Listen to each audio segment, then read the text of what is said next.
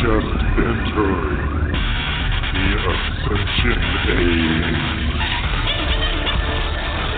where you are now among all who have witnessed the unexplainable.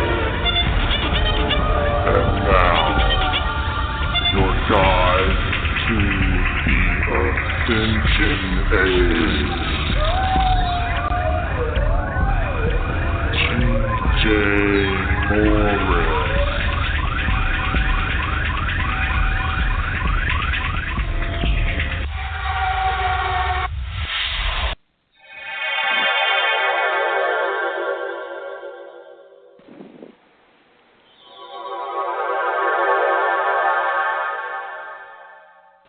Hello, world.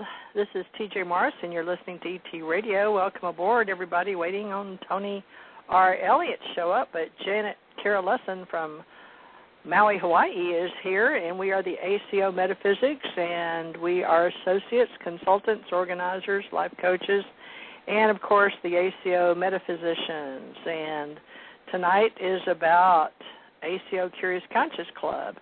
And I am Teresa J. Morris, a psychic medium, author, speaker, spiritual, social entrepreneur, minister of Ascension Center Organization.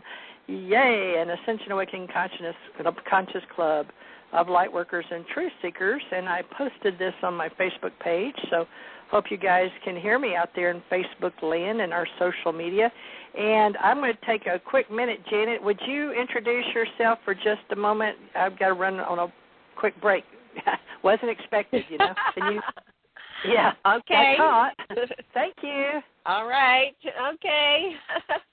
Hi, everybody. I'm Janet Kara Lesson. I'm broadcasting live from Maui, Hawaii, and I'm here in the tropical rainforest, and it has been raining today. So I'm here representing the ACO Corp and the Ascension Center. The Ascension Center was originally created. It was a concept of TJ's, and I'm sure it goes back about 20 years, but we met 5 or 6 or 7 years ago online through some kind of email. I can't even quite remember what we did, but when we realized we were on the same path, we were talking about the Ascension Center, that we were aware that there is a process of ascension that's going to be happening here on our planet at this time in space. And so I was here in this incredible land, which is the rainforest, and the rainforest is the lungs. All of our rainforests across the planet are the lungs of the planet. And so this space here is very sacred. It's become the wettest spot on Earth. Before this place became the wettest spot on Earth, it shifted in 2013. I'm not sure when, but about halfway through, the original wettest spot on Earth was in Kauai, and so now it is the wettest spot on Earth, and that may shift again. We're not sure what made it shift in the first place. But this is the rainforest, and the water comes down here, and it feeds all of Maui. The water from here is taken across the island through a series of tunnels over to the far side of the island in Wailea, and Little Beach is where people come, and they can dance in clothes optional. It's clothes optional. So let's see. I'm cut unaware. I didn't know that TJ had to go. Let me see if there's something I can read to you about what's going on here. Yeah, I'm back. I just had to. Oh, you're back. I was just running out of things to say. I was going to go get the latest news. Actually, while you're talking your thing, I get the latest news on all these different articles. So. Go ahead, pull them up. To say, and I'll start looking for that while you tell everybody what you need to say. I was telling you about Maui, and then I was starting to run out of things to say. So your turn. Okay, yeah, I don't know where Tony is, TJ. but I'll put Janet Lesson and myself tonight, folks. We're welcoming everybody with, the tags change, as does our category, but our category for the night is spirituality, and Janet and I both with the Ascension Center organization share several radio shows, including those with freedomtalkradio.net in America and freedomtalkradio.co.uk in the UK. And we're going to be sharing our choices of what we want to talk about and sharing that with those in the UK. And I know that several people have been talking about, they found the black box over in the Indian Ocean of that flight, Malaysia flight. Oh, I didn't hear that. Yeah, that's what I heard. And it was in the ocean, so I guess they took a big nosedive like we had previously thought, so they could take a while because it's so hard out there. There's nothing stopping all that. There's huge, huge waves and, a lot of, it's the Indian Ocean, but where it happens to be is really rough. So we'll have to wait and see on that. And then the other thing is the 4 blood moons. And I was looking at videos today on that to see how many, that certain things happen in the world, folks. And we're trying to be scientific and not superstitious, but we do deal with the paranormal and raising consciousness. And I'll share you a little bit of all you guys that know me. I just put this on one of only about 2,500 people or so. I didn't put this on my 5K or more on my Facebooks, but on one of them. So we've got a few thousand out there anyway. But our mission statement is, we, the members of the Ascension Center, ascribe to the highest standards of excellence with regard to the uplifting of humankind by providing spiritual and educational awareness. Ascension Centers was founded for spiritual growth, education, and continued research for the communication of truth. Services are provided as private and group counseling, study groups, classes, seminars, written publications, audiovisual tapes, and other workshop materials, which is a synthesis of ancient wisdoms and new thought teachings and philosophies. Now, what we share in life nowadays is our websites, our social networking skills by letting people know what we're about on Facebook, Twitter, Pinterest, various others out there, LinkedIn. And people take time to use their smartphones, iPhones, Androids, iPods, whatever, to share information with families and friends. And now we're using them again in business in what's called social media and transmedia. And we try to look at what's up and share movies, television, as well as video games and all of that out there on the Internet. And we are a community online practicing skills.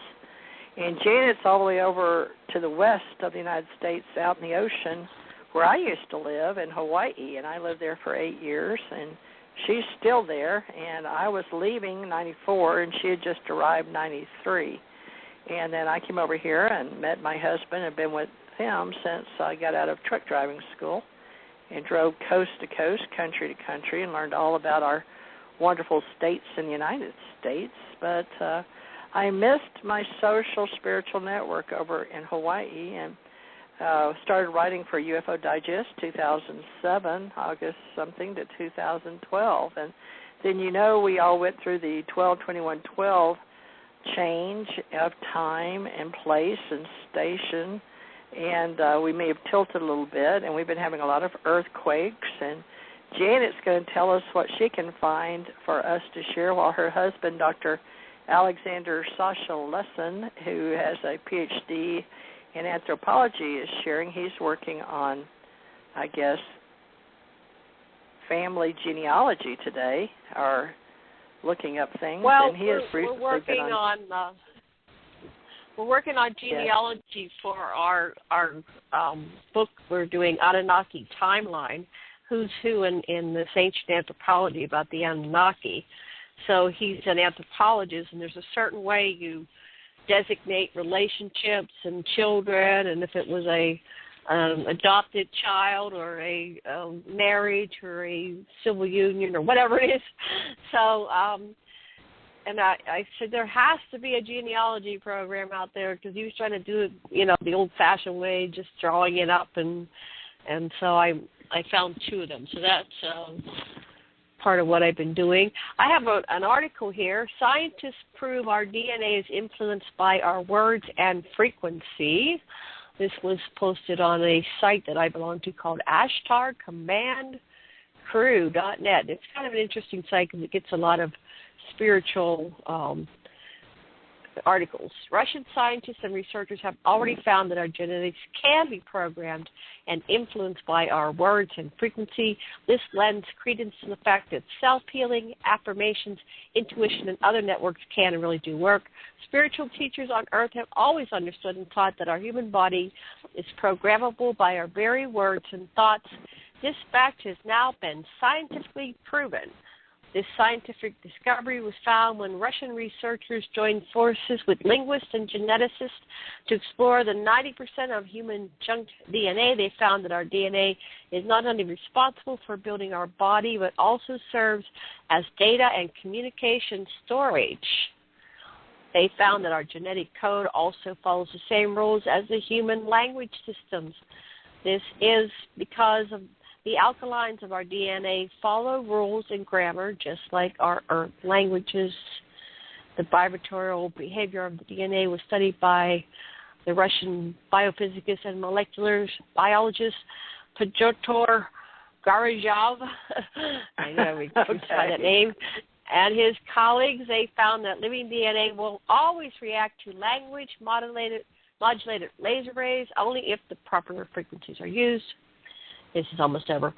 This experiment highlights the power of wave genetics, the premise that DNA genes are subtly interconnected to their environment by wave interactions, and that genetic material can be manipulated by waves with certain resonant frequency. Therefore, it appears to be natural for our DNA to react to language and words. It is wonderful to have a scientific explanation about how and why affirmations, prayers, etc., can have a strong healing effect on the human mind and body. So that was that very one. So interesting. Thoughts or needs and your prayers have an effect because it affects us all the way down to our DNA. That's interesting. Interesting. Well, I wonder what happened to Tony tonight. He may have emailed me or something and I missed it, but he may be on vacation or something. I don't know, but we've got the AscensionCenterOrg.com looking rather snappy with little people or fairies or souls flying around. Janet put that on there for us. Yeah, looks pretty cool. Somewhere in time. Yeah, that was pretty cool. So I like that. they had 2 articles that about this Malaysia Flight 370, and they said that it was seen accompanied by 2 military jets prior to its disappearance. But you're saying that they found the black box today. Well, not today, a few days ago, but I'll put in Malaysia and see what I can find. That's Malaysia Flight 370. Anyway, this one says that there were 2 today. Let's see what day they're from, though. Oh, okay. Anyway, it's hard to get the latest. I'm over here and I don't have news, so I have to rely on the internet, which I like much better. Unconfined pulse. I'll have to update my story here. 7-way disaster changed air travel. Can't find the Malaysian news. Well, I've got the reactive to it that clues that the closest relatives of the passengers of Flight 370 had emerged from the unconfirmed pulse signals, but that was April 7th. But let me look for the Malaysia 370 black box story, and I didn't work very hard at it. Malaysia 370. Yeah. I'm used to Tony being here, and I wasn't. Yeah, where's Tony? Where are you, Tony, when we need you? He must have said something he had to do because it's good. It's probably warm weather, and he probably had stuff he had to do. let's see, one day ago, here it is, Malaysia Airline Flight 370 searches. Here's another possible black box ping, signal consistent with those. So that was 5 days ago. But this one's CBS News, folks, a robotic vehicle to confirm if it is truly black box ping from Indian Ocean. But they say they hear another possible black box ping from Indian Ocean, and that was 1 day ago in Perth, Australia, which is, today's the 12th, and it was released 2:07 Eastern Daylight Time. An Australian aircraft Thursday detected what may be the fifth signal coming from a man-made device deep in the Indian Ocean, adding to hope that searchers will soon pinpoint the object's location and send down a robotic vehicle to confirm it is a black box from the missing Malaysia jet. So this, let me turn this down or it's going to be interrupting. The Australian Air Force P-3 Orion, which has been dropping sonar buoys, they've got a nice video on screen if you guys want to look it up under CBS News. It's a nice photo. But the water, they've been dropping these sonar buoys. So they found signals, and they may be from a man-made source, but they're talking about the acoustic data, which came in overnight. So they've confirmed that the signal would further narrow the hunt for the Malaysia Airline Flight 370, which was it vanished on March 8th. So it's been over a month now. Right. In April, wow. Yeah, They had 239 people aboard from Kuala Lumpur to Beijing. So we've been covering it, folks, but it doesn't look too good. We just pretty much thought it had gone down in the Indian Ocean. And the underwater search is still going out there trying to get hold of that black box. But they've got this Bluefin 21 sub, and it takes 6 times longer to cover the same pinger locator on the ocean floor. But that's a really rough ocean out there, that Indian Ocean. There's no islands or anything to stop the current. So let's see, it says Houston has expressed optimism about the sounds detected earlier in the week and that he was hopeful crews would find the aircraft. So they're still out there looking separately. Malaysia government told the Associated Press Thursday, and we like to rely on the Associated Press. They told investigators that they've concluded the pilot spoke last words to traffic, "Good night, Malaysian 370," and then his voice had no signs of duress. So re-examination of the last communication from the cockpit was initiated after authorities last week reversed their initial statement that the co-pilot was speaking different words. So the senior government official spoke on conditions of anonymity because he wasn't authorized to speak to the media. The conclusion was first reported by CNN, but the investigators suspect that the plane went down in the southern Indian Ocean. Then that was based on the flight path calculated from its contacts with a satellite and analysis of its speed and fuel capacity. But the content of the flight data and cockpit voice recorders is essentially what's needed to solve the mystery. So they're looking for that black box and rough seas. So there's an Australian briefing document that's been circulating among the international agencies involved since Thursday. And they said that the acoustic pingers, and they ping, would continue to transmit a decreasing strength for up to 10 more days, depending on the conditions. So once there is no hope left at the ocean-chilled hearing more sounds, the Bluefin sub will be deployed. So complicating matters, there's, just so you know, they're emanating from 14,000, that's a long way down, 716 feet below the surface. And that's as deep as Bluefin can dive. Don't you hate when these things launch automatically? Okay, I got an article I can read. So that's very interesting. So it's really not conclusive yet. but not getting there. Yeah, they're sort of saying they're picking up more than, they've been picking up pings, but I don't know, because this is saying that they haven't retrieved the black box, only that they think they know where it is, the Malaysia Airline Flight 370. So what you got? Well, there's a Blue Planet project, was once classified as above top secret, never intended to be released to the public, and it's on this, it's a video. And the project discussed in the video contains amazing notes taken by a scientist who was commissioned by the government to visit crash sites and observe the alien races. Now I got to listen to this video. It says, I believe you will find what he has to say utterly amazing.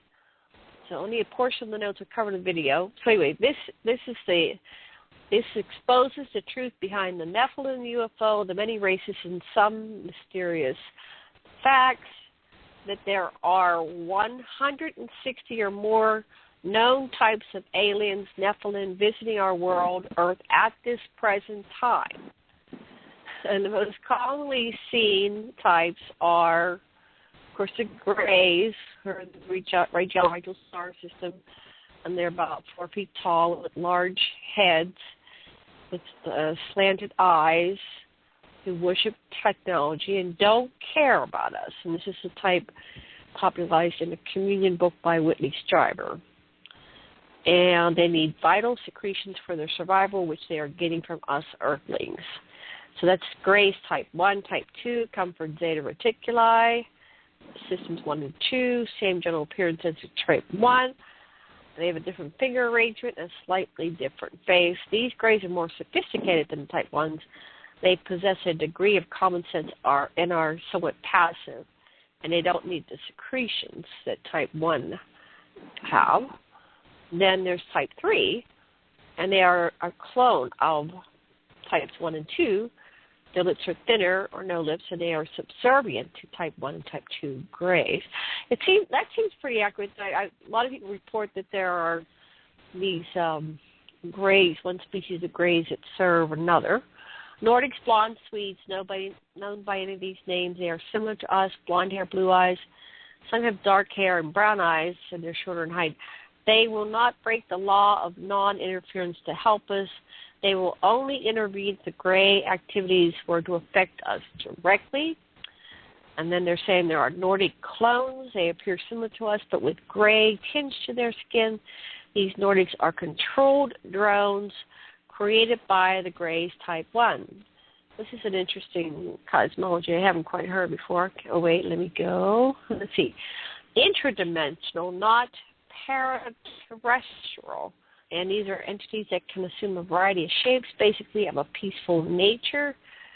Short humanoids, 1.5 to 2.5 feet tall, with skin bluish in color. They are seen frequently in Mexico near Chihuahua. Hairy dwarfs, orange. They are 4 feet tall and weigh about 35 pounds. Their hair is the color of red. They seem to be neutral and respect intelligent life forms. Let's see, this is much longer. Almost done. Very tall race. They look like us but are 7 to 8 feet tall. And they are united with the Swedes. They're calling them Swedes. And then the men in black, MIBs. They are not from the Delta or NRO division of the government. They are Oriental or olive-skinned. Their eyes are sensitive to light and have vertical pupils. They have very pale skin on some types. They do not conform easily to our social patterns. Usually they wear black clothes, sometimes all white or gray clothes, wear sunglasses and drive black cars. In groups they all dress alike, sometimes time disoriented. They cannot handle a psychological curveball or interruption to their plans. They are often intimate. They are very often intimidate. They are very often intimate UFO witnesses and impersonated government officials. They are the equivalent of our CIA from another galaxy. Sounds like some Secret Service man update. Yeah. Well, you said that you saw some men in black, but they're saying these aren't human men in black. These are the CIA from another galaxy, the equivalent of the CIA from another galaxy. And they had these men in black that kind of meet we have men in black that show Fringe. Off planet. Sure we do. But they also can be anybody and anywhere on the planet, too. They don't necessarily have to wear black unless they're going to infiltrate Secret Service or CIA or NSA or working for the government, you know. I've been known to wear black suits, haven't you, Janet? Black suits and sunglasses. So, truthfully... Actually, I don't know the black suit. I don't know if I've ever owned the black suit. I couldn't quite find them in my size. They're very short. But, I'm really tall, but I have dated some men in black, but seriously, and, you know, it's true we need to start classifying because we're past the fact that we're just putting people in these categories like, okay, all people, all you men that wear black over there and all you grays over there, because there's all types of men in black and there's all types of grays. There's all types of anthropomorphic types of beings on the planet, and they come and go, and many of them look just like us. And that was the hardest thing for most people that worked with us in the government to understand, that we are they and they are us. And that was something they didn't want us as we-ins outside the government to know us. So I think that was part of the rift, if you know what I mean, was, are we going to talk about all these... A rift. A rift. I don't know what we're talking about. I wasn't going to be here. You're here, and your guest didn't show up, so we're making this up as we go along. Yeah, my co-host didn't show up. Bill M. Tracer, can you hear me? Bill. He comes on tomorrow. Anyway. He's, I don't know where Tony is. I told him to try to see if he could check on Facebook. Somebody check and see if he emailed me, all you hackers out there. On Facebook.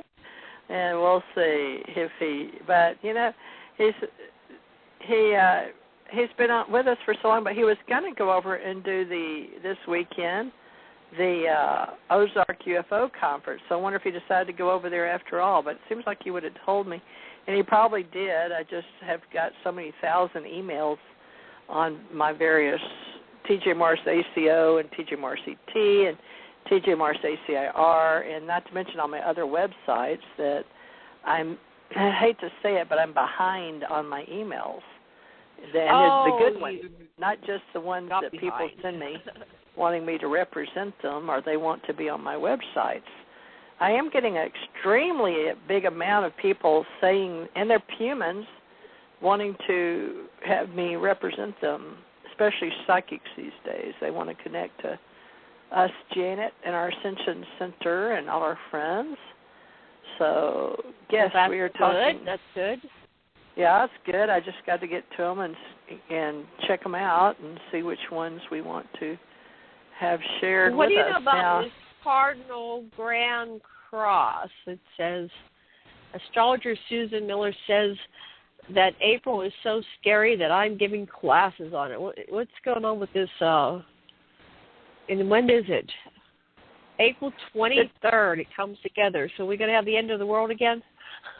Well, no. That's people that watch. You know, we're watching the Tetrad, which is the 4 blood moons. But in astrology, there's transformational images. And these cardinal Grand Cross is April 23rd, 4th, and 5th. But it has to do with predictions. And I don't like to ride predictions, our astrology in that case. No, I don't like there's it. There's 4 planets, and they're within 8 degrees of each other in this Grand Cross.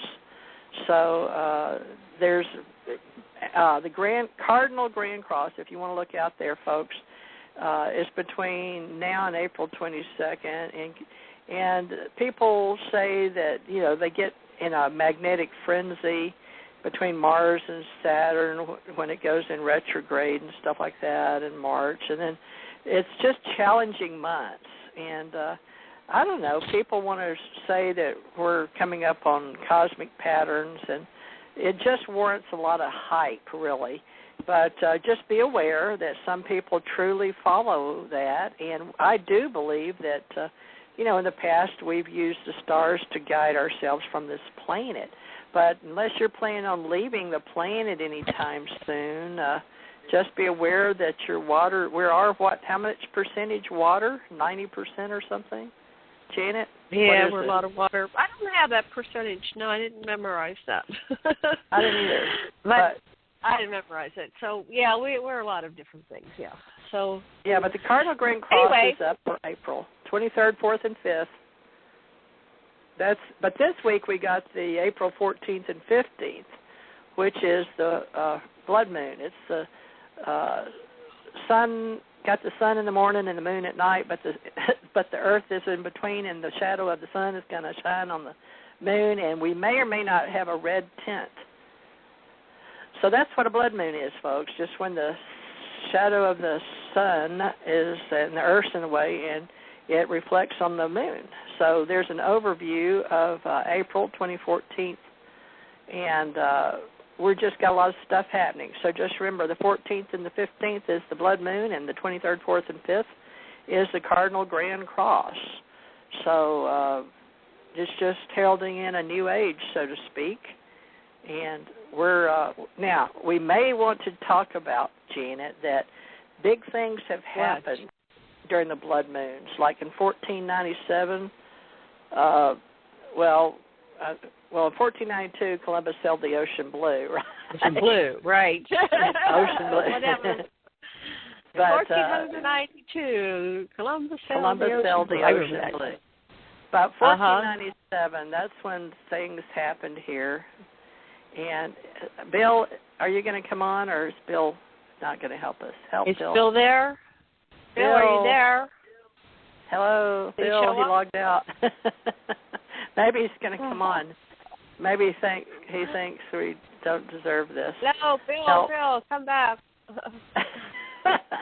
Come back, Bill. I'm in. But I know he'll be on tomorrow night, folks, but Bill may or may not be coming on. He had logged in, and he is logged out now. But we appreciate you guys joining us tonight. We're Janet and TJ is filling in for Tony R. Elliott and ACO Curious Conscious Club tonight, so you got two women tonight. And we're discussing everything that we can possibly think of that's curious. We're just making it up as we go along. Yeah, we're making it up. So I'm reading an article right now from Benjamin Fulford, and he's the one that says that the cabal is going to fall, the fall of the cabal. And so, let's see, his article, once again, this is from ashtarcommandcrew.net, and it says that the Fort Hood attack was against George Bush Sr. and other members of the Bush clan. According to Rothschild and Rockefeller fellows family sources, So anyway, that I didn't pay attention to that because I don't have television. But what was interesting down here, let me scan down, and I've got to follow through more. Yeah. Oh, okay. It says the Rothschilds are the real are junior subcontractors, and the real center of the cabal was the P2 Freemason Lodge in Italy. And a visit to the P2 lodges in Rome and Milan by this writer revealed that they considered themselves to be the descendants of the Caesars, and that they were given a mission by extraterrestrial beings 26,000 years ago to manage history according to an astrology-based script. We were just talking about astrology. They said their god was the Black Sun, an alien being living in the gamma rays that can control human minds. And their other name for this god is Lucifer. And this is probably a myth, but the forensic and historic trail does clearly indicate there has been a 2,000-year-old plan by the descendants of the Roman Empire to create a single centralized fascist world government known as the New World Order.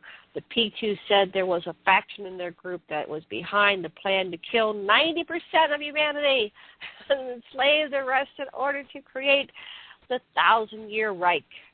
This group was subsequently purged, which is the real reason why the Pope Maledict resigned to make way for Pope Francis. Now that their plan is falling apart, we are seeing a situation like that at the fall of the Soviet Union, when all sorts of long-held secrets started coming out. In this case, the P2 are making public details of how they created Christianity and Islam as propaganda tools in their long war against the Jews. See, I knew this. The latest revelations about Islam were sent to this writer in a PDF file, for which we will try to attach in this week's newsletter. The part about Islam and the Vatican training of Muhammad starts on page 26. So he has a link here, and he's saying that it is probable that they based Jesus on a popular Jewish rebel leader they had executed and renamed Isis as Mary and the sun god as Jesus. And these revelations are coming at a time when many top Western leaders are visiting the new Pope and President Putin of Russia and Obama and of the United States of America. The United States of America Corporation were followed last week by Queen Elizabeth. I haven't been paying attention. Are all these people going to see the new Pope? And let's see, the Queen was 20 minutes late for her meeting because her talks with the President of Italy ran over time. Yeah, they were talking about they were going to they were going to arrest the Queen. But when they went to arrest her, she wasn't there. The Queen gave the Pope ear, eggs, and whiskey, probably in recognition of having sworn an oath of poverty. He would have refused more lavish gifts. Okay, so anyway, interesting stuff going on in the counterculture, information.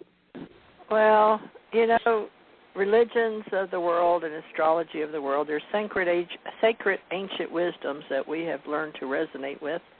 And I tend to go towards that quantum gateway of science versus astrology versus religions versus written language from the Sumerian texts of the Enuma Elish to the Emerald Tablets. And as far back as we can possibly awaken en masse for the ancient wisdoms and the new thought teachings, which is what Ascension Center is all about, right? Not just social or religious frameworks, because we are not built on fear. We are built on co-creating a new world with a foundation of love and compassion and sovereignty and unity. Yes. Yay, hallelujah, praise the Lord, amen. That's right. We are all about the Om and the future of raising consciousness, awakening awareness, and we are about light workers and truth seekers, and we are about continued research and continued truth, and we are always looking for others that are on that same pathway. Of course, we do look at cosmic codes and energetics with numerology and lunar cycles and the energy grid reports out there. So, the blood moons that we're talking about falls on the 15th of April. But you know what's funny, Jan? You can see them from the Americas, only a partial anywhere else. Isn't that interesting? What, you can see what? The blood moons? And from from the North and South America, everybody else is only get a partial idea of an eclipse. But we can see the whole thing, the whole enchilada. Oh, okay. I wonder what I'll be able to see down here in Hawaii, because I'm down. Yeah. Bill keeps logging in and out. He must be having trouble. Bill, are you having trouble with your computer? It'll say Bill is back, and then I'll say, well, Bill left us. Well, Bill is back. Grab him when you get. Bill, why don't you just call in? Stop me. Yeah, Bill. The number's 347-945-7207. Well, you can come play with Janet and I. It's a weird week, Bill. Why don't you come join us? Because where's Tony? Tony disappeared. I think he left the planet. Do you think so, Jan? No, he went to that conference. Yeah. Yeah, I think he went to the Ozark conference. Maybe, I don't know. I know Andrew did. If anybody's looking for Andrew Aloha Trevino, he is over with Dolores Cannon's group, and I guess we should talk about that, Janet. Today's Saturday. Let me pull that up. Let's pull it up. Oh, they're right now. Let's see what they did today. They're probably over or just about. Ozark UFO. Put in Ozark UFO conference, folks. All right. And let's go sneak in and on the internet and see what they're doing today. It says 2014 Ozark. It's OzarkUFOconference.com. That's in Eureka Springs. 27th number. Let's see. Speakers today. Home register April 11th through the 13th at the Best Western Inn in the Ozarks in Eureka Springs. So, who's the speakers today, Janet? I'm working to get there. Hot time. Let's see. January. Let me Why see. can't I find it? Did you find Ozark the link? UFO Conference. OZARK and then UFO. Yeah, I know, but I gotta get. Oh, it's OzarkUFOconference.com. Uh-huh. And there's got George Nuri and Linda Moulton Howell. She's about to go back to George. They usually put George on like Saturday night. They make him the big show. Oh, big show for George tonight, then, huh? Well, here it is. I found it. I'm just getting on it now. So let's see their schedule. Yeah, schedule. Okay. Where's their schedule? Schedule here, right here. Right now it's 8:42, and they're Meet the Speakers dinner. They're all at dinner right now, Janet. Oh, I wonder what they're serving. Yeah. So George Story, I knew. Oh, he talked today at 3 o'clock. He got an hour and a half today. George got an hour and a half. Let's do this next year, Janet. Let's put it on our calendar. Let's go handle this. All right. Let's report live. Report live over here. Yeah, come over here. Maybe we'll be speakers next year. We'll talk to Dolores and her daughter and see what they say. Because Dolores closes it out on Sunday. But she doesn't have it like you and I want to do. Folks, we're going to have a big blowout at the end of ours on Sunday, aren't we, Janet? At the end of the day. I like having I went to Lori and Fenton's, and she went till late on Sunday. And there were people there, and, just stay over Sunday night and hang out. Over here on this side of the United States, we usually end about 2 or 3, and that's what they were telling me in Phoenix, that they were going to end. Oh, they sent me the UFO Con similarity layout for us, for our group in October. We got the layout for October. Hey, Bill. All right. Hey, you got him? No, he's logged in, but... Yeah. I don't know. Hi, Bill. Are you in the chat room, Janet? Or just I'm not in the chat. Let me go see if I can get in there. I've got too many screens open. I've got to close some things here. Yeah, because you're not on Skype. But if you're on Skype, folks, you have to close everything down because it eats up your web bandwidth or something. So we're learning about all this. That's why Skype doesn't do well on here. But I know what I can do. You can hear me, right? I got Bill's number. I could call him, but I don't know if he'll answer. We'll call him and see if he answers. And you can text him. Bill, come on the show. We're waiting for you. I could call Paul. Let's see, Doug Tenrose. Let me see if I can get. Oh, that's right. You can call him right from your show. Just call him. Yeah, let me call Paul. All right, we're going to call Paul. Well, you got to warn him. You say, do I have to do a 1? It won't be long. Let's see. Yeah. 1. Try it. I'll probably get his answering service, but we're going to sneak into the house. Anyway, we'll try it. We'll try calling Paul. We're going to go to L.A., folks, and see how the Go Soul First famous producer, Paul Rosenberg, is. See if he gets it. He's not getting in. but he could talk about the blood moon and what to do. It's stalling, but nothing. Okay, he won't answer. All right, so let's call now. All right. All right, well, I tried. All right, let me see if I can find Paul. No, I did Paul. Let me see. You know, we could do that. We could start doing this. We can do like Ellie Bennett. We can just start. I've seen Oprah do it. They just cold call, and start talking and go, "Hi, how you doing? You know, what's going on?" and all that kind of stuff. What's going on? But I have to find, because I don't have. I've got my cue cards here, but I wasn't expecting to call. Bill, can you can see me or not? Can you see me, Bill? Can you talk to me, Bill? He's got me on, so he's working on the book. Huh? Okay. Bill's working. But if I can find my yellow notebook, which is where... All right. I'm going to find more articles while you're listening to that. Yeah, we'll talk about humans. Well, what are we going to be doing?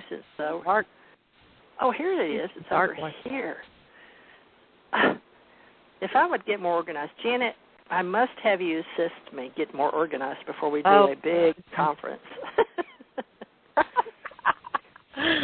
I have trouble getting organized myself, but I'm somewhat organized because I have a background in working in business, working at let me call large corporations. Okay, hold on. I'm gonna call. And can people hear this? Let's see. Yeah, they're hearing us call and everything. They hear us sounding like an idiot. Well, let's see. The number you have dialed has not been recognized. Please try again. All right. Let me see if I can. I'll put on, while you're doing that, a commercial. That was Here weird. we go. That was real, yes. That was really weird. All right. Let me see. Here's one that's called Free Your Mind. What are they saying to do? They're talking about mind control. Mind control is everywhere. How do you free your mind from mind control? You wear tin foil on your head. That's not the answer? Is that not it? Did I win? Mind control is everywhere. The same chemicals and chemtrails prevent rain from falling. They also pollute our brain, calcifying the glands. Long-term exposure can lead to Alzheimer's. Oh, that's what's happening. Disease, cancer, disease in general. Our water supply, air, and food are contaminated purposely with these toxins that collect and accumulate in our bodies and brains, controlling our very perception of reality, making it easier to control our very thoughts. And this can be reversed with care. A simple device can be made at home. Silicon is what is used to store memory on the computer. It can also be programmed. People are not much different. Just think of hypnotism. Quartz crystals are greatly made of silicon naturally under pressure and temperature. Change the quartz crystal. Its negative ions, which are life-supporting energy. Hello. The Earth Please leave a message after the tone. Hi, Bill. We're DJ. We're live on the air, so we thought we'd call you and talk to you. So we can prepare for tomorrow's. Where's Tony tonight?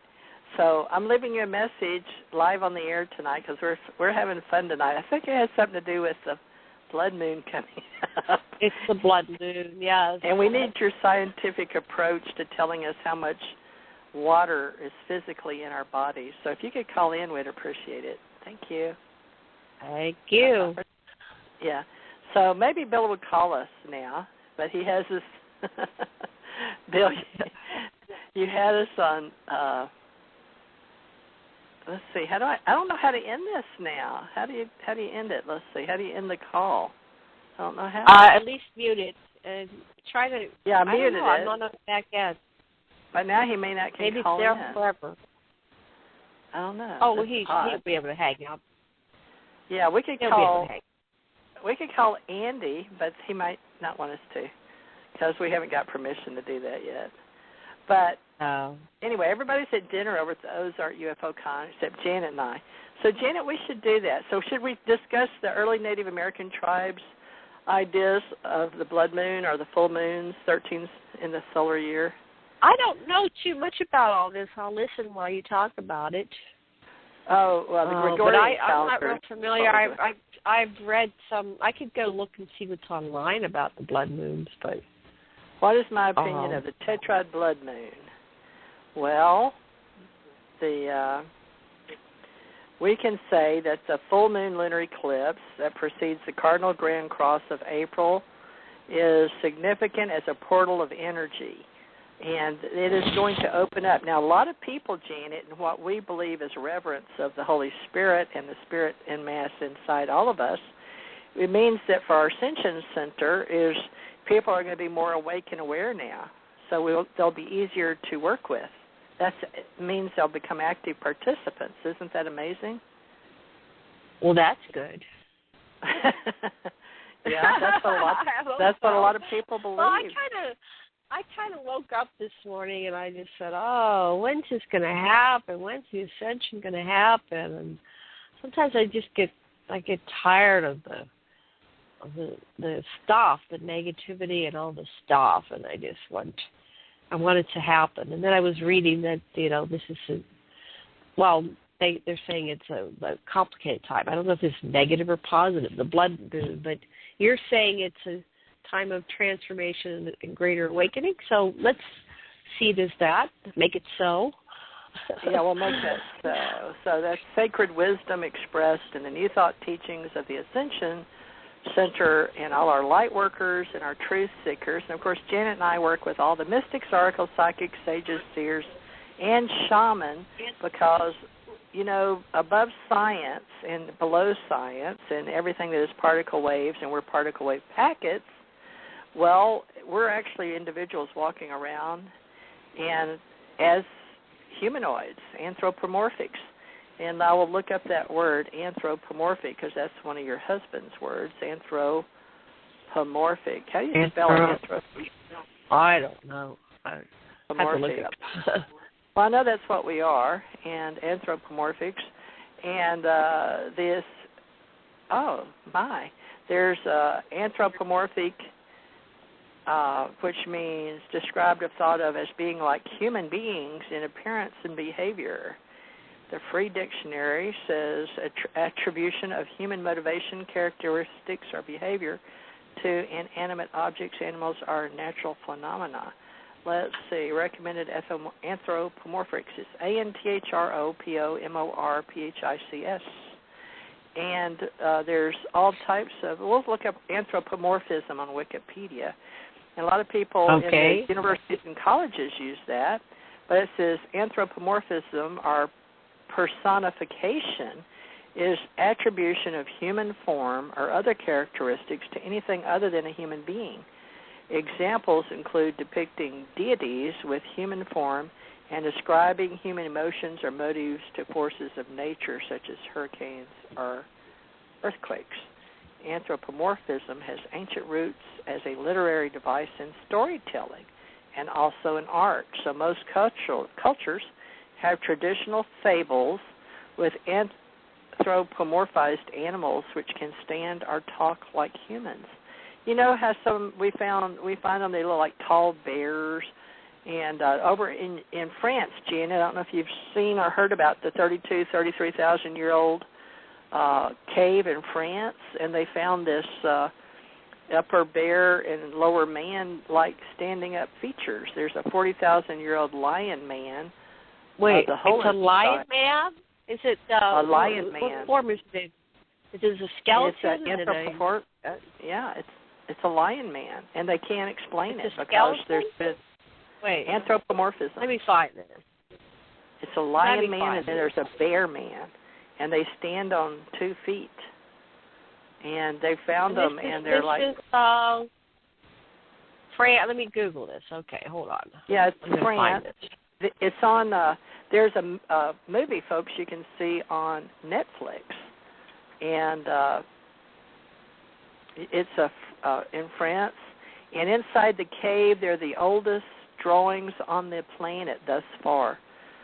Beautiful. Perhaps Lion Man and Bear Man. Yeah. And this is a cave.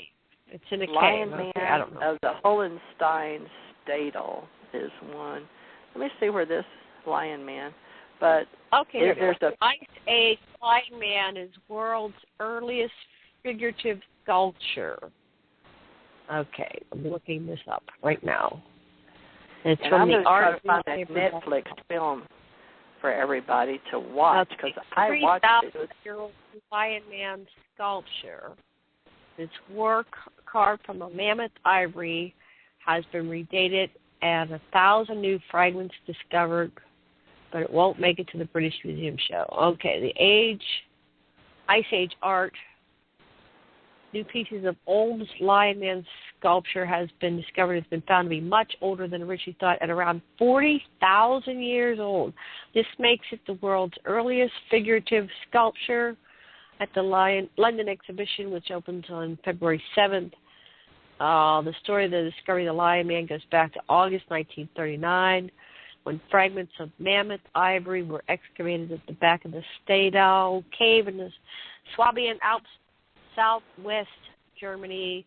This was a few days before the outbreak of the Second World War, and it was eventually reassembled in 1970, and it was regarded as a standing bear or big cat, but with human characteristics.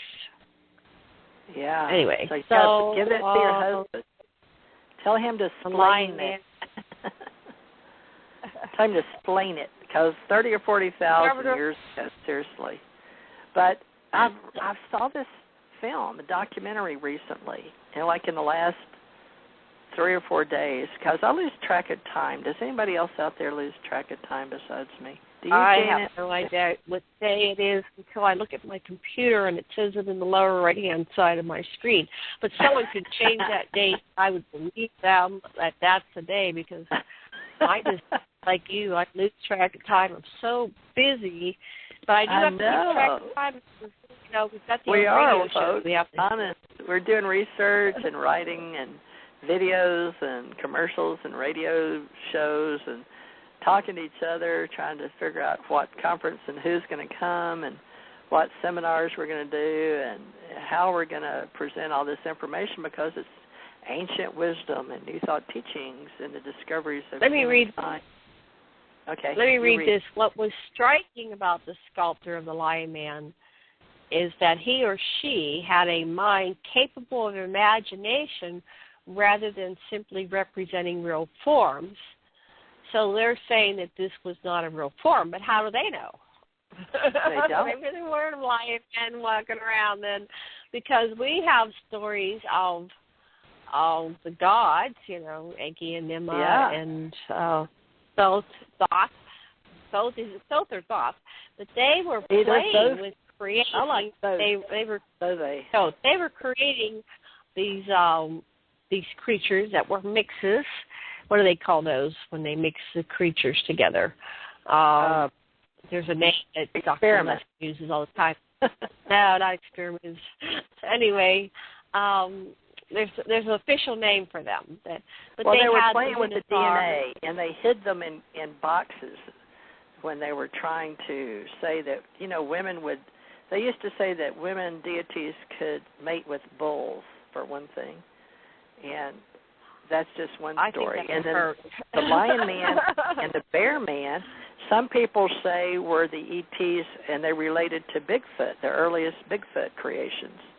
But then others say that the Bigfoots and the Yeti, which goes along with my story of up in the highest Himalayan Tibetan UFO landing in a mountain, was that the Yeti were extraterrestrials from another place and time and planet. I don't know if it's a time, because there is no time in space. I've been having that debate with the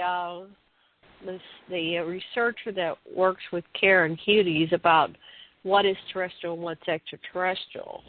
And Dr. Lesson is kind of agreeing with the late Lloyd Pye that nothing is terrestrial, that that the life on this planet has either come here via panspermia with periods of interjection of higher evolution, probably intentional. It looks like there's interventionism going on the entire history of this planet, going back billions of years. So these are UCLA anthropologists, and this is an experiment, and so life is always being introduced. So when someone says like this, and I'm looking at a picture of this sculpture, and they're saying, oh, this person who did this 40,000 years ago had a great imagination. But I think it's more likely that this was a real person. You know, there are, in our modern, kind of relatively modern history, going back, you know, to like Jason and the Argonauts, which was apparently made into a fictitious movie. Oh, yeah, they were lower probably more based on reality. They were always interacting with these beings that were part this and part that, and so they had the large cyclops. Yeah, so just because they know woolly mammoths lived. If they can find old bones on the deep down, then they say, oh, we must have had these. But if they don't find them, like they left the planet and they don't know about them, they just, oh, well, that must be fiction. So how do you know they didn't leave the planet? Or the happen is they are being found, but they're being hidden because there's a certain cosmology that our New World Orwellian government wants to maintain, and so they are controlling history, just like in 1984, by controlling the media and what comes out into the public. And so there's all these, listeners, you can go on and Google elongated skulls. Go to Google and just Google elongated skulls, and you can see that we have all these different types of skulls that have been left behind, that have been uncovered, and what are they?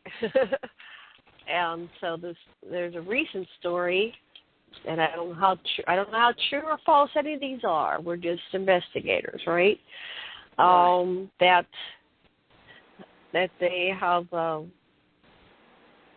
What was I going to say? Oh, they did the DNA and these elongated skulls. Some of them are not human, and they can tell the difference between people that they walk the earth. They can, right? That's what some people say. They could be terrestrial, or they could be extraterrestrial, but they're not human. So that means there's another species that is, and there are stories of other species that are intelligent, that are sentient, that are conscious, that have probably souls that reincarnate. And so this is one story that we're investigating, is these elongated skull beings. But if you Google it and you go further down, you can, at least on my picture, the royals. There's some portraits of royals back in, the 1500s, and some of the royals in those days have these skulls. Bill's been on here for a while. He got our psychic energy. Hi, Bill. Hi there. Yeah, I've been listening a while, but you've had me muted. Yeah, when I thought when you were trying to figure out the word hybrid is what I think you looked for earlier. I kept saying hybrid, but y'all couldn't hear me, of course. No, it's not hybrid. My husband used another word, but that's a good word. Hybrid is good, but zoomorphic is animal shape. Else. Yeah. Zoomorphic, ZOOMORPHIC is animal shape, but that works. That's in prehistory. The lion guy from the beginning, it's upper Paleolithic, 40,000 years ago. So they call that zoomorphic. And the earliest evidence we have of anthropomorphism. But there was something in Germany, right, a human-shaped lion head on a body. And that's 32,000 years. But, Bill, do you know the name of that film that's out there on Netflix? And I can't find it. I've been looking for it. I just watched it.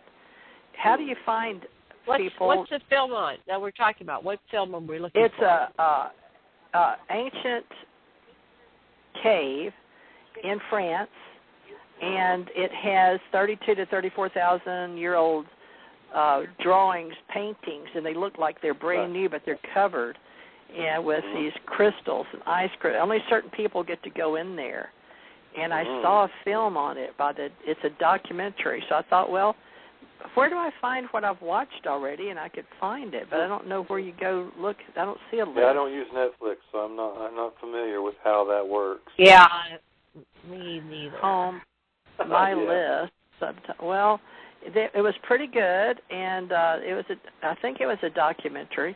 But if you can, folks, if you know what I'm talking about, it's pretty good. But it's well, how else would we find it, Bill? Just look under. I'll put 32-34K. What do they say in cave drawings? And those in France. Let me see what comes up. Right. So, TJ, since you have someone here, I'm just going to take a break and go get a cup of tea because I need to drink. I'll be back. Okay. It's the Cheval Cave in France, the paintings of which date to earliest 30K, Upper Paleolithic. It's cave painting. Have you heard of it, Bill? The Cheval Cave, Chauvet, Pont d'Arc Cave. I'll look it up. Southern France. Yes? I'm not, right now the name is not familiar, but of course I've heard about a lot of these caves in general, but not that one in particular. How do you spell that again? That's Chauvet, and there's a documentary on it. I'm gonna put it in the flash chat. Paste.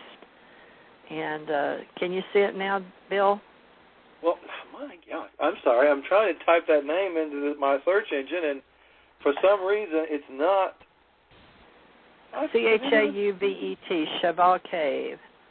And it's on Wikipedia, folks, and it's in my Netflix. And it was so much fun to go via camera in this cave. And they found this drawing of horses. They're beautiful. And they know, they're like freaking out because these people were like 32,000 or older, 34,000 years or even older. It's amazing paintings in the Cheval Cave, Chauvet. Chauvet, I would say it in America. The cave contains some of the oldest known cave paintings based on radiocarbon dating of black from drawings, from torch marks, and from the floors. According to Gene Klotz, concluded that dates fall into two groups, one centered around 27 to 26K before BP. What's BP? Before present. Before present? Okay. And 32,000 to 30,000. As of 1999, the date of 31 samples from the cave had been reported. Now, some archaeologists have questioned these, but Christian Zuckner, relying on stylistic comparison with similar paintings, another well-dated, expressed the opinion that the red paintings are from the Gravitian period, 28 to 23 before present, but the black paintings are from the early Magdalenian period, 18 to 10,000 before present. So by 2011, more than 80 radiocarbon dates had been taken. Wow.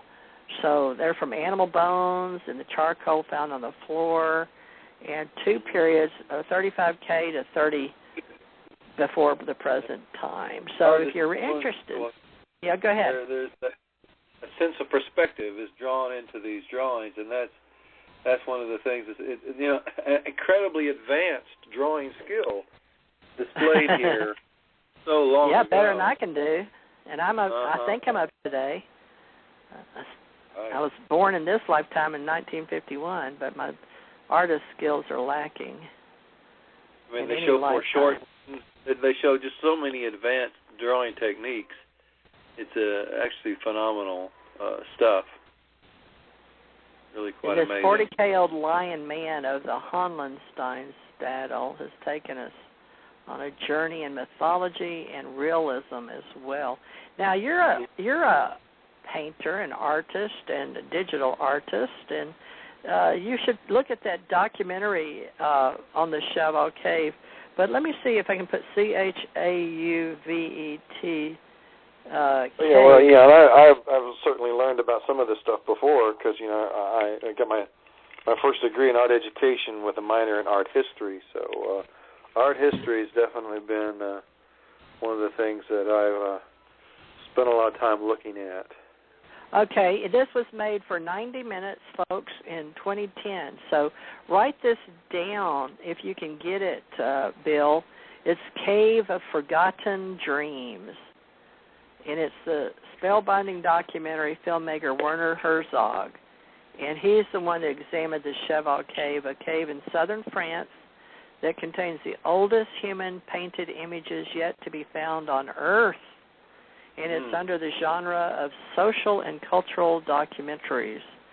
So they include niches inside the cave walls that are inset, and they call them niches, just like we have niches in America, but they're niche. They pronounce it niche, and a niche. But we say niche, niche. Right. Yeah. But we talk about that a lot, folks, together. Now, Bill, why don't you introduce yourself for everybody, because I don't know where Tony is tonight. He must have emailed me because he always lets me know if he's not coming, but he don't know. So tell people who you are and your book. Yeah, I hope Tony went to that conference. I wish I could have gone. It is this weekend there in the Ozarks. My car broke. I just couldn't put that in my budget this time around. Yeah, but got me a little one. Yeah. So anyway, tell everybody who you are. Hi, this is Bill and Tracer. Bill and Tracer, that's my name. Yeah.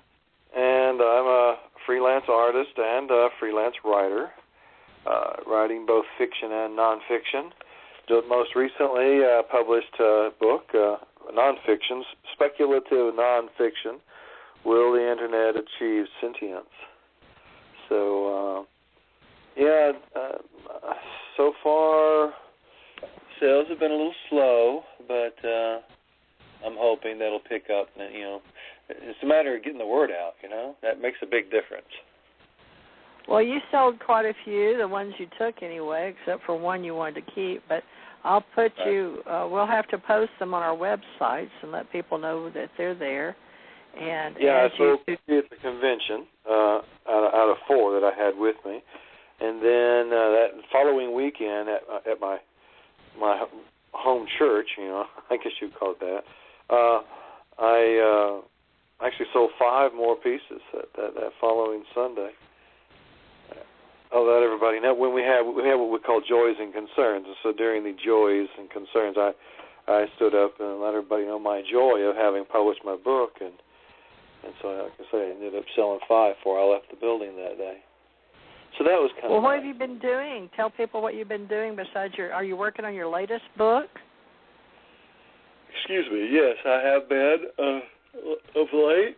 I'm working on this most recent book, and it is, at this point in time, the working title is Cosmic Speculations, and in it I'll be speculating about, I like to do speculative work, but I'll be speculating about various things about the cosmos, including the concept of what I call the cosmic collective consciousness that I feel permeates the entire universe, and that in essence we are a part of. All consciousness of all beings are a part of this collective of all consciousness. No matter what we think or who we are. And that's Bill is the vice president of the ACE Nonprofit, Inc., and we'd like you to go to our site and make suggestions, or if you want to help us create this ACE Nonprofit, Inc., we'd be more than happy to have you aboard about art, culture, education, spirituality, commerce, social justice, health and wellness, and ACE Nonprofit, Inc. So think about it. And we recently had Rochelle Ann Rosa, Pinky Alive, motivating for the Ascension Center when Bill was on. That was last Sunday, wasn't it, Bill, when Rochelle came on? That was a week ago tomorrow, yes. Yeah, she's called me and emailed me since and thanked me and said our friend said she did a good job. So we're happy we could accommodate her.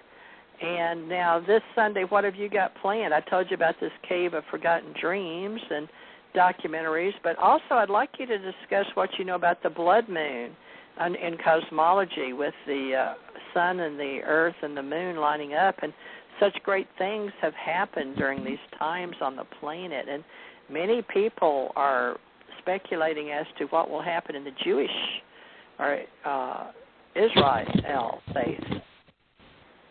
So, yeah, I heard something about the blood moon. Tell me more of what you've heard about it. I need to do a little more research. Well, it comes around in time, and it is a marker of course, in cosmology and astrology, but spiritually speaking and metaphysically speaking, those are our keywords in cosmology. It's simply a time when the sun, the earth, and the moon line up. But whenever the four blood moons, this is a tetrad, Tetra for tetra, four blood moons, in 2014 and 15 is when that's also called a hunter's full moon. I don't know if you're familiar with the hunter's full moon, but it occurs after the autumn equinox when the northern hemisphere lines up, which would be like the southern equinox in the southern hemispheres. But the full moon, and it's closest to the autumn equinox, and that's where the night and the day are of equal length. And in the spring, the harvest full moon, and this is called the hunter's moon in October, September, October. You know when we'd have the September 22nd, 23rd dates, right? Right. But this is happening on the 14th and the 15th. That's a lunar eclipse, I believe, set of four and lunar eclipses. But there's a book of Genesis and the book of Joel in the Hebrew Bible, and there's a prophecy about the four blood moons. And they're saying that we, for the last 2,000 years, have actually been in the end days, if you want to start comparing scriptures of those on earth that have been speculating. But the full moon's 15th of April, and on the 8th of October, we have another one. That's another full moon in total lunar eclipse. So we have two, 15th of April and the 8th of October. And then on the 4th of April in 2015, we have another full moon in total, and then the 28th of September, 2015. So and this only happens every... Yeah, it doesn't happen very often. Right. Yeah. Of course, every time that there's an eclipse of a full moon, it's like that. I mean, it becomes very red in appearance when the eclipse is full on. But that's well, this happened in 1492. That was the final years of the Spanish Inquisition, and the Jews were expelled from Spain. 1492, when Columbus sailed the ocean blue, right? And in 1948, the statehood for Israel and the War of Independence. And in 1967 was the Six-Day War. So that's what people are talking about that speculate or prophesy of something great happening. Is it a coincidence? But NASA has even had projections on this, as has Pastor John Hagee, who has different connections of the upcoming blood moon eclipses. And there's plenty of videos out there. I posted 4 today on mytruthajmorris.org and also on Paul David Edwards Rosenberg's GoSoulFirst.com. So I like to give him a little help here and there.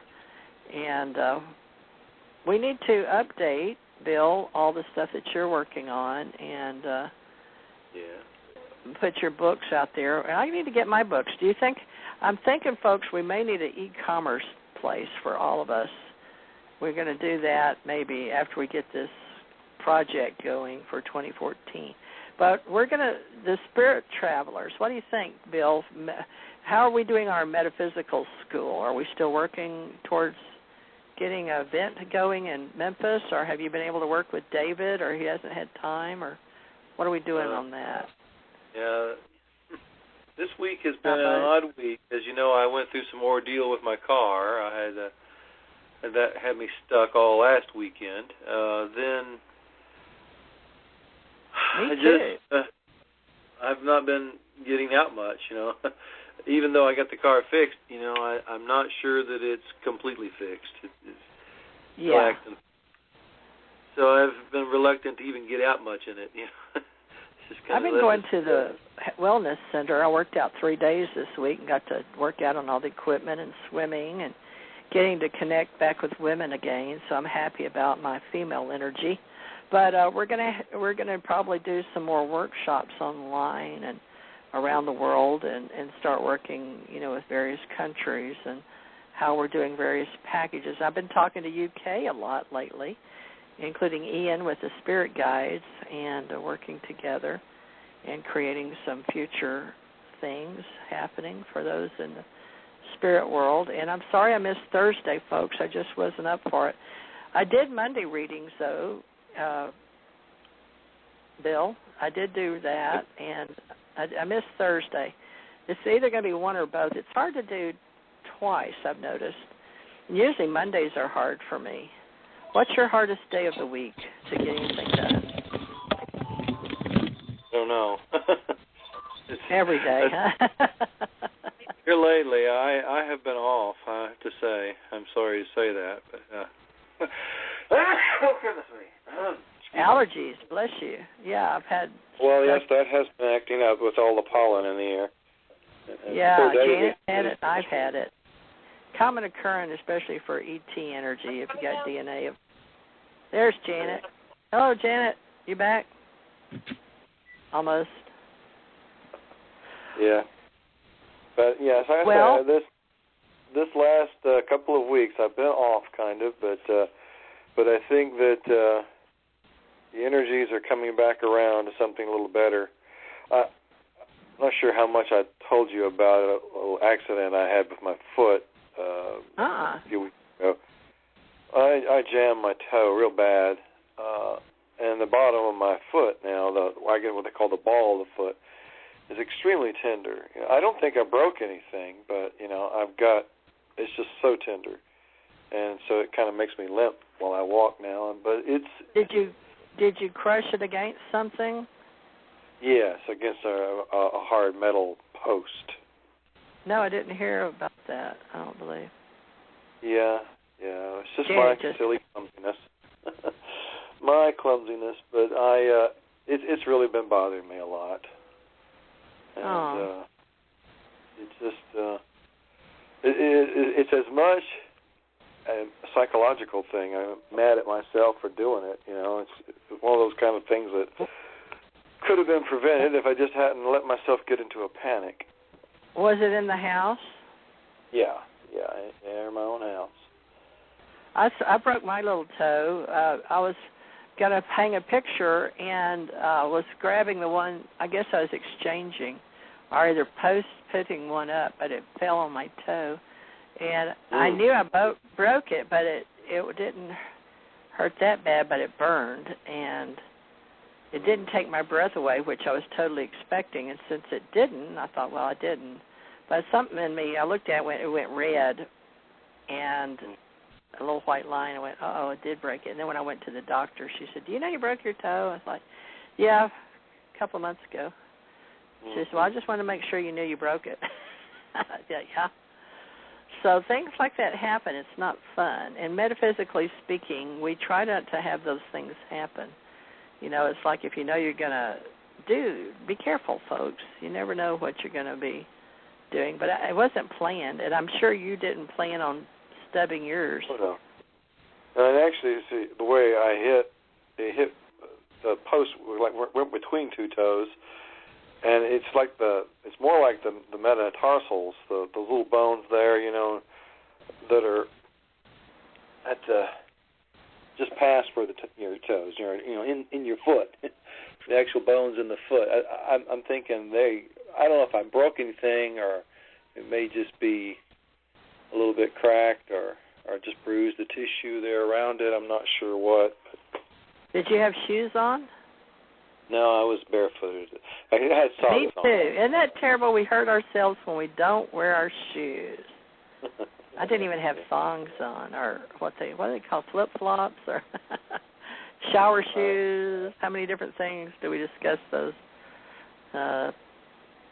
Flip-flops, thongs, I guess. Well, I'm so sorry, and I hope you get better soon. I hate to have something wrong with you. Yeah. We're all travelers, and we're here on the planet such a short time, and we should take care of our bodies while we're exploring living on the planet. And what's got you curious these days? What's exciting for you, Bill? Anything? I don't know. I've just, like I said, I've been so off. It just nothing seems to have been stimulating me like it normally does. Well, I'm going to call all angels down around you and put you in that golden quantum world of existence that will affect your dreams and let you start dreaming beautiful things. And calling all angels. I love that song, but I don't know who did it. Do you? Calling all angels? So pretty. Sure. Have you heard it? It sounds familiar. The title does, but I'm not sure. It's women's voice. I'm sure I'd recognize it upon hearing it. Yeah. I want to start doing things again with music again too. I miss my music, and I've been doing without for a while.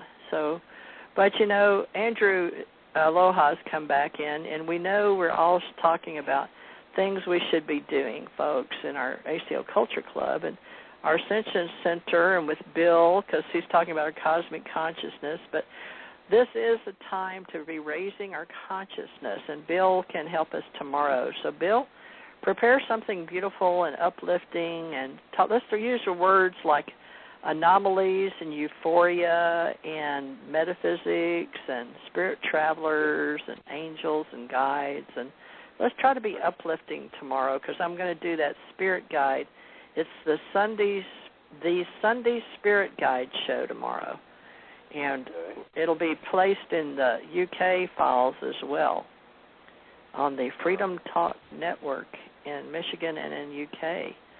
So, yeah, that'll be fun, because we're going to start getting more and more people listening in the UK, because we'll be on their time zone. And, of course, some people can listen archives, but we're over the 6 hour, 8 to 10. So it's 4 a.m. in the morning at 10 when we sign off in 30 minutes. So, it's in the middle of the night for them, so they archive. But we're going to put it on another place, as is Janet, and share our Wednesday with Janet on Wednesdays and Sundays. Now, we can put all our shows if I get courageous and share these. Today we were just being funny and silly tonight, but, we do need to start sharing more cool things and words and all that.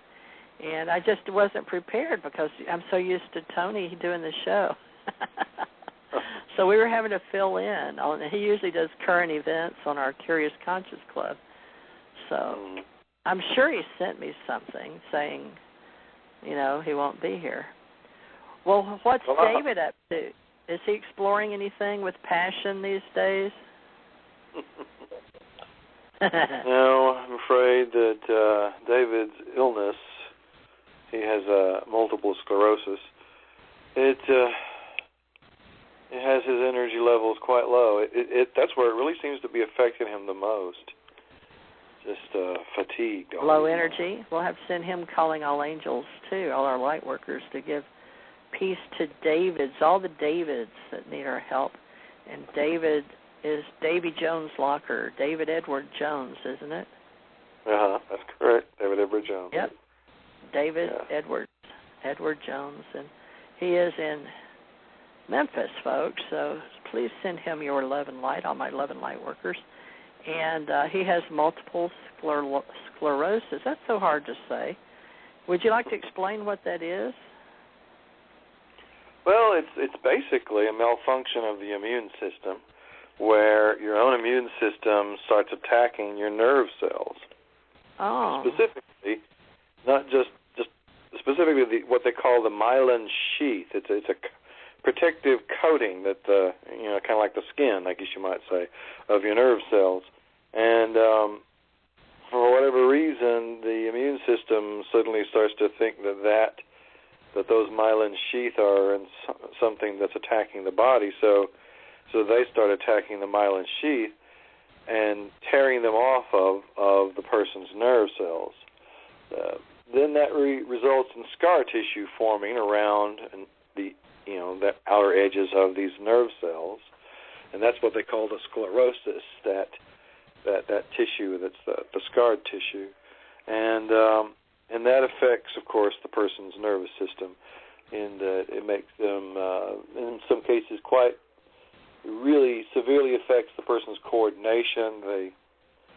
Like David, has to walk with a cane. And how old is he? Not very old, is he?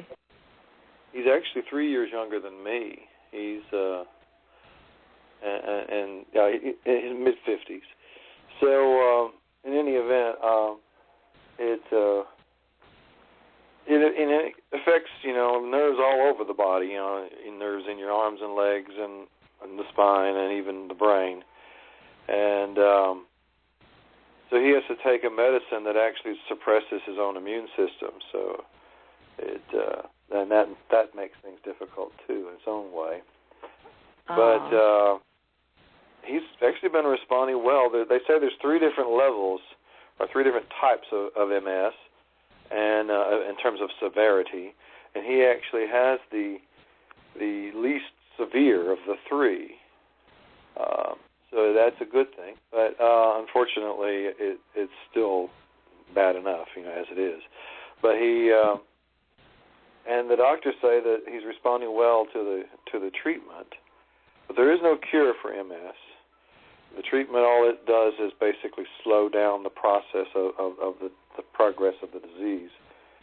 So he's got it well under control in that respect, but it's still very slowly. I can see it, over time. I can just see how his difficulties increase over time. And they're calling for papers in neurology for it, and for neuroimmunology and neuroinflammation. And I have something in my family from my mother's side, and something that's affecting my, I don't know if it's affecting my nerves or not, but I broke my back and neck, and when they cut me open and all that to fix myself, my body, my vehicle, I was supposed to get better. And supposed to, but the nerve damage was done. So I have some places that, like on my hands and feet, they call it glove neuropathy, where it's like the touch. I can feel you touching me and all that, and the hairs, but there's this numbness in the skin, which is real quirky. I know that sounds funny, because if you touch me, I can feel you fine, and I can feel it, because I've always been very, very sensitive to everything around me. So I really stress people doing their meditation and their prayers and their reading. Read is very important. And do your mandalas and your affirmations. It doesn't matter who you are or where you are, that all of this is important. And those above do hear you. And everything that you do is being recorded, because we're all the authors of our own life story. So it doesn't matter what, you can have neuroinflammation, right, which we all can possibly have in one form or another, and all types of autoimmune deficiencies, even if it's in our vitamins. But I have a trouble with allergies, and I've heard a lot of light workers and truth seekers and starseeds have this just from being on the planet. And when I took all those tests where they stick all the needles in your back as an adult, when I was 32, I was allergic to everything you can possibly imagine. And they said, there's no way. They did the test again, and then the third time I said, nope, that's it, because they took every little needle, made all these little circles on my back, and they'd put them in this big box of needles and draw circles, and then they would take a little needle and put a little bit of each thing in those circles. on my back, and that was not fun. But everything festered, so they said, well, you're not supposed to be on this planet. You're allergic to everything. I'm allergic to everything. Everything. Well, I heard this rather sad story recently. A friend of mine who has this little, I think, boxer, a little dog, and I don't remember if it was a boy or a male or female dog. I'm not sure. I'm sorry about that. But the dog was having allergy problems, and so they did all these testing, and ultimately the discovery was that the dog was allergic to the human. Oh no. Yeah. The dog was allergic to human dander. What's that? What'd they do with him? They've got him on allergy medicine and still keeping the dog, But it's kind of sad to think, that the dog is actually allergic to the humans that are taking care of it. Yeah. Oh. He's not supposed to be on the planet either. Well, we're just going to have to make the world a better place for everybody and everything. And there's so much in the air these days. But have you heard anything of interesting and anomalies or any strangeness in our paranormal world?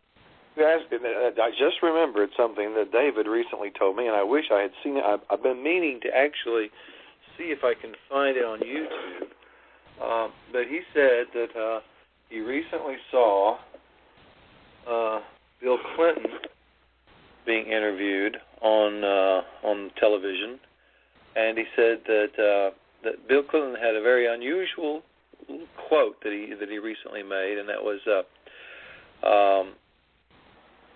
he just simply said that he wouldn't be surprised if we weren't suddenly or very recent or very soon to be visited. I saw that. Yeah, we discussed it on here.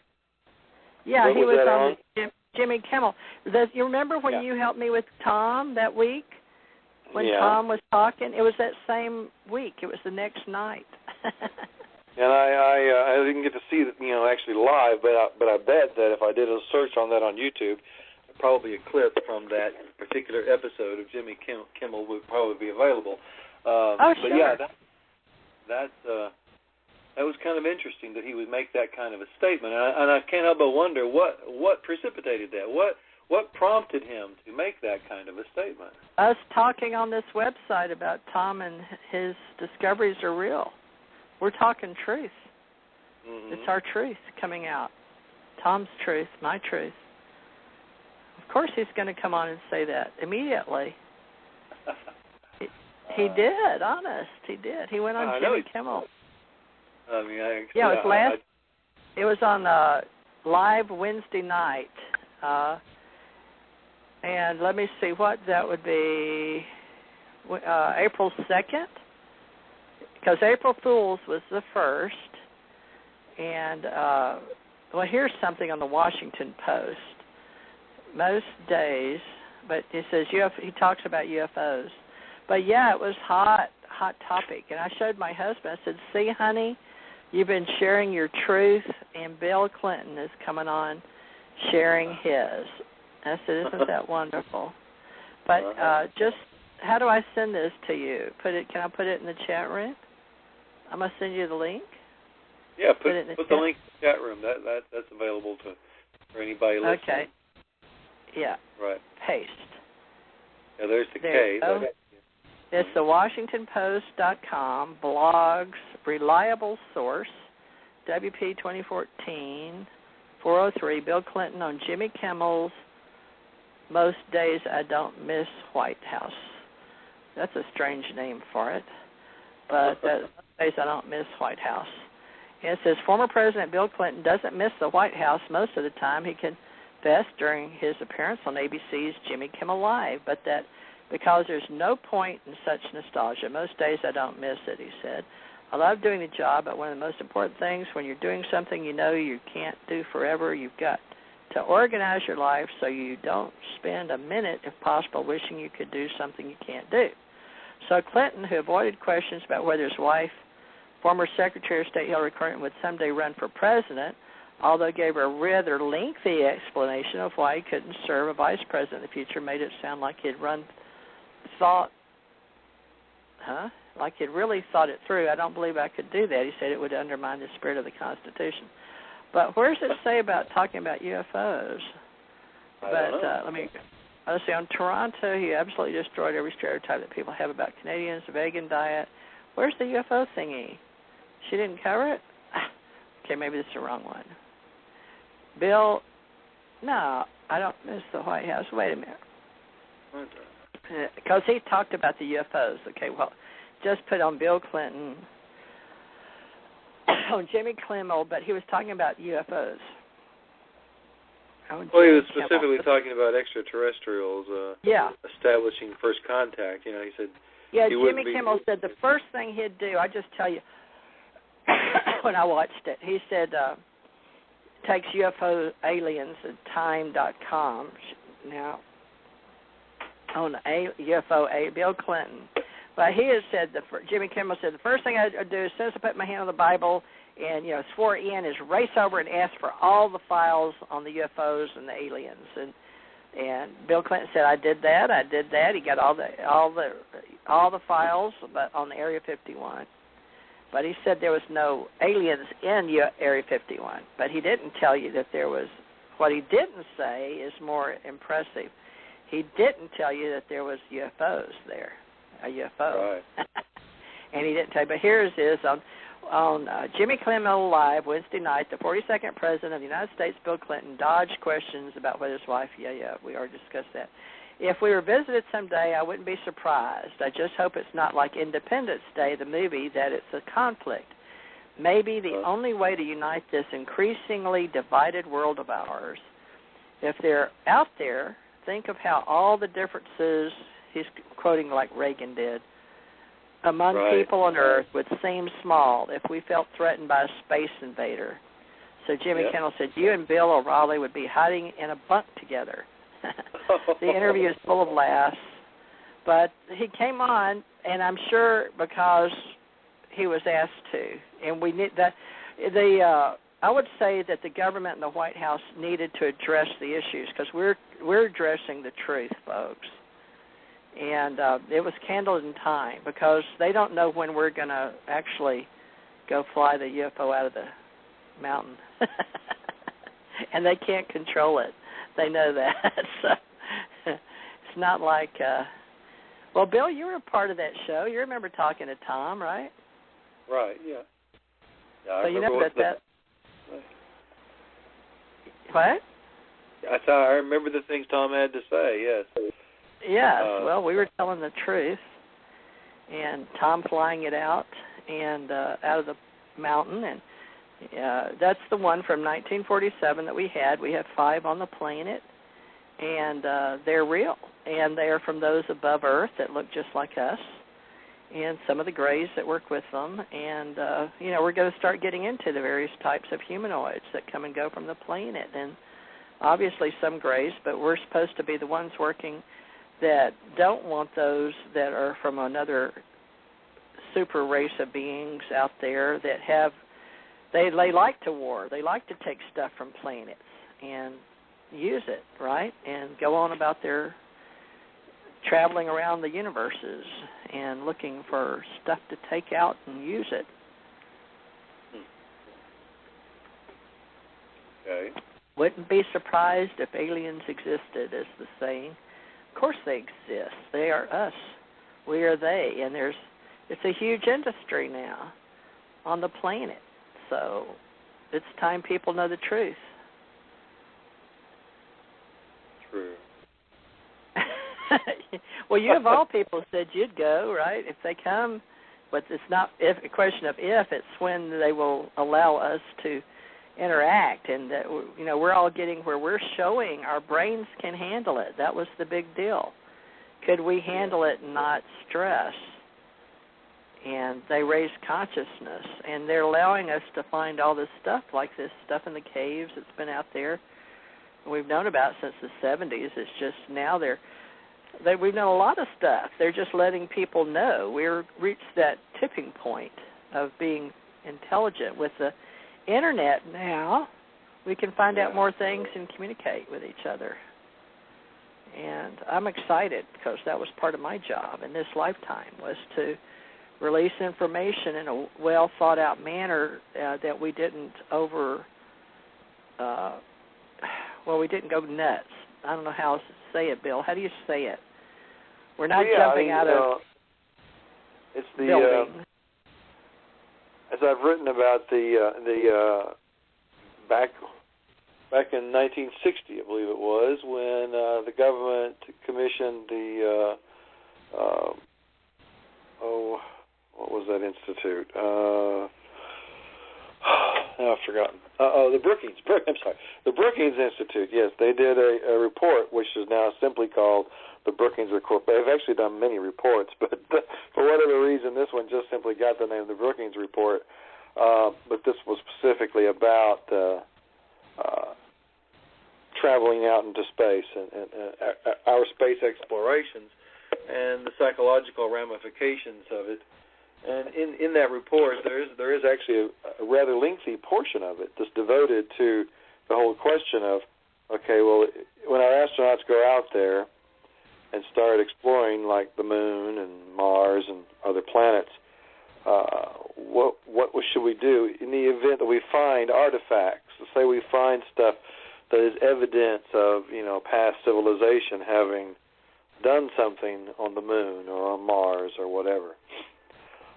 And the Brookings Report recommended in 1960 to NASA and to the government that perhaps that sort of thing should be hidden, covered up, as it were. They didn't use those words, but that was basically what their language suggested.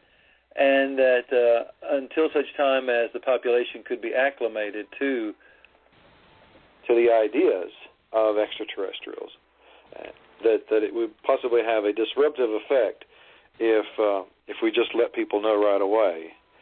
That was so. The Brookings Report recommended basically a cover-up in the event we find artifacts of an extraterrestrial nature.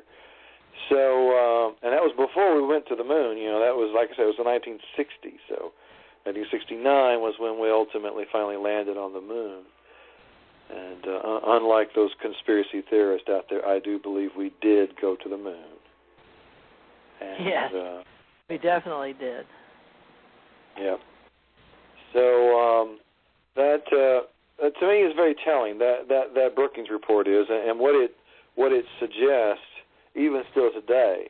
I think we definitely see evidence throughout the years between then and now.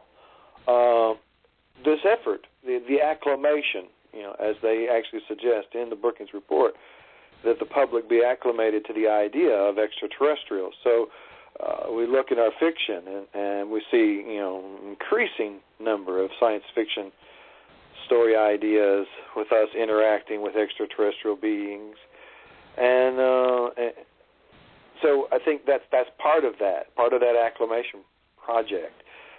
The documentaries, increasing number of documentaries about aliens and about extraterrestrials and about UFOs, all of that's part of the acclimation as well. So it's happening and been happening.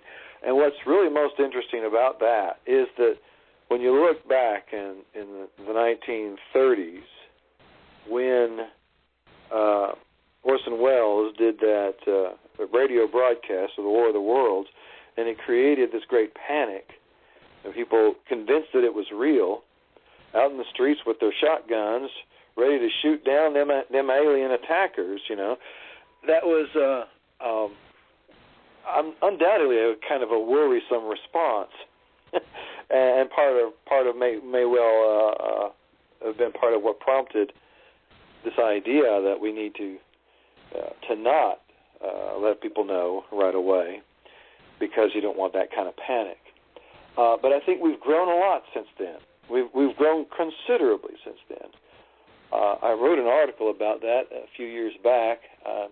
Don't have it handy right now, but I do. In that article, I did a lot of research into these different polls and what people believed in 1947, for instance, when the newspaper article about Roswell first came out, and then a few days later it was retracted, with the weather balloon cover-up concept. Well, and at that time, the general populace, it was not very well believed. The idea or the belief in the general populace of extraterrestrials was extremely low at that time. Most people didn't believe that UFOs at that time were anything to do with extraterrestrials.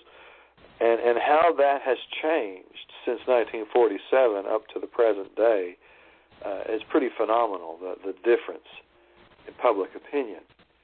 And I think that is because public opinion has been shaped since that time in this, like we were talking a moment ago, this whole acclimation project. It's been going on, and it's continuing to go on, and it will continue right up until the day when it does become official and public knowledge that we're not alone in this universe. We are not alone in this universe. Alien civilizations exist, and we are they, and they are us. We're just their younger starseeds or younger babies of DNA anthropomorphic origin. However you want to say. They call us sentient, intelligent beings of the first kind, the youngest research they're doing right now. So how you want to address us being aliens, or we are starseeds, if you want to, what's the nice name that we can call ourselves? We're not really we're from space. Well, we're all children of the universe. We're all a part of this same universe. We are made up of the very stuff of the universe itself. Our bodies are made of this stuff. So we are children of the universe, quite literally, and both, both literally and figuratively. So in a psycho-spiritual way, we're children of the universe in that cosmic collective consciousness I was talking about earlier, and we're also physically children of the universe. So we are both. In both ways, we are children of the universe. We are children of the universe. We are children of the universe. I like that. Children. So that's what we have in common with all the ETs as well. They are children of the same universe as well, if they're of this universe. We may have some examples of beings that are from other universes, that may have some kind of extra-dimensional travel, and that's a possibility too. But we're talking about that now. Yeah. We don't know how to express it other than we know that we can feel things in the universe, and we know we are figuratively and literally, right? We are literally from space. And I think as we learn more about this concept of what they call panspermia, we're going to learn, I think, more and more that we are indeed from literally, again, from outer space. That is the very building blocks of the life that makes us up is of an extraterrestrial origin. I think, in fact, that DNA-based life comes from somewhere else. And has spread to many places. Earth is just one of the homes of DNA-based life. And there may be other... Puppy? I'm sorry, what? Have you? I just heard a puppy. That wasn't a puppy? Not here. Oh, okay, I thought I heard a puppy. It wasn't here. I thought, did you scoot something?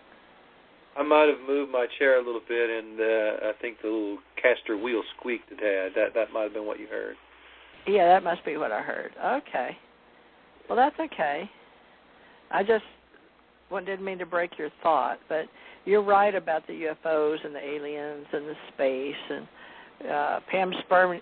panspermia, right? Mm-hmm. Yeah. Well, I believe that like I say, that the DNA life comes from elsewhere, and that we are just one of many expressions of that, of life that came from that. And there may be even some indications when we look deep into the very the way that DNA seems to work, in particular our own DNA, how our chromosomes are set up, rather different than the other primates, suggestive that there's been some sort of tampering, and many have talked about that.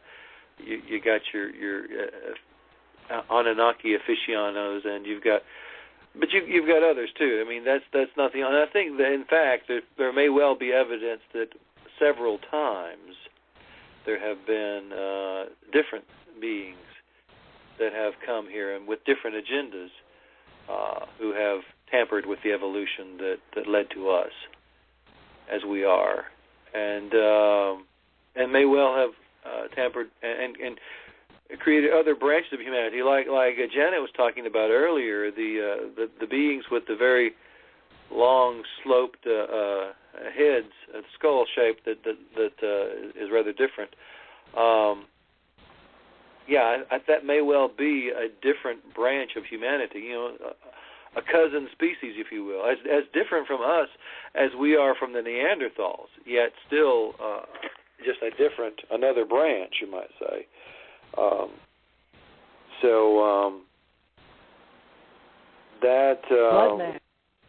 That branch may not exist here on Earth anymore, but they may well still exist out there somewhere in some other planet or in some other spacefaring culture.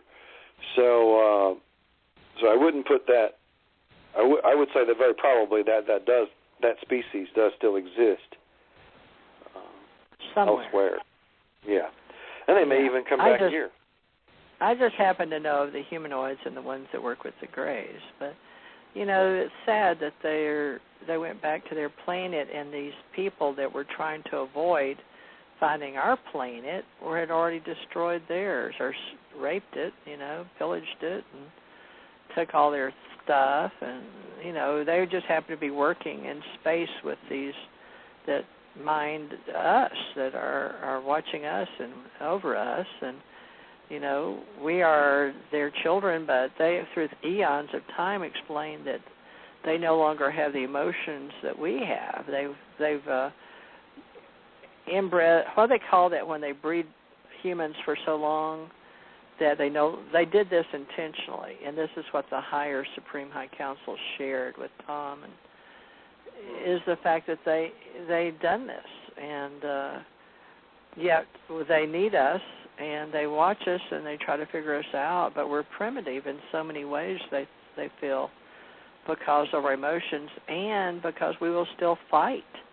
They don't fight. Here's an interesting thing that just I recently learned, and how the ramifications it could have for us is quite an amazing thing. Were you aware that I think it was during the 20th century, there was a team of Russian scientists, biologists specifically, who started doing an experiment with a breed of gray fox. They wanted to see how long it would take a wild animal like a gray fox and domesticate it. How long would it take? How many generations to breed through selective breeding to create a species that was like another kind of pet? No. And it turned out it took 9 generations, and by the end of that 9 generations, not only had this gray fox become much more liking of humans, it physically changed as well. It changed its color. The fur color changed to more of a golden tone. The tail changed to where it curled up, kind of like I'm not sure what that species is, a certain breed of dog that has still a furry tail, but it's curled. Huh? Yeah, I did see that. We're fixing to end, folks, but you can catch the rest of 60 seconds on the archive. But we are alienating. So what I was getting at was, what do you think could be happening with us, with selective breeding of humanity? How long would it take, potentially to uplift us to greater emotional stability, perhaps greater intelligence, whatever you want to wait for, greater longevity? I'm in my 9th life here, so I know it takes 9 generations because I've lived 9 of them, and I asked to come back. So you broke the code tonight with your 9. Okay. You're smarter beyond your years. You're just, I'm a 9, and it's my 9th life. So welcome to my world, folks. That's why I'm here, to usher in this time. So come back and see us tomorrow night with Bill and TJ. We'll be here at 8 o'clock Central, folks. Thank you for joining us tonight, and we'll be more encouraging and more positive tomorrow night. So, Bill, I'm going to say good night tomorrow. See you tomorrow then. Love and light. Thank you for joining us. Thank you. Love and light. Here we go. Good night, folks.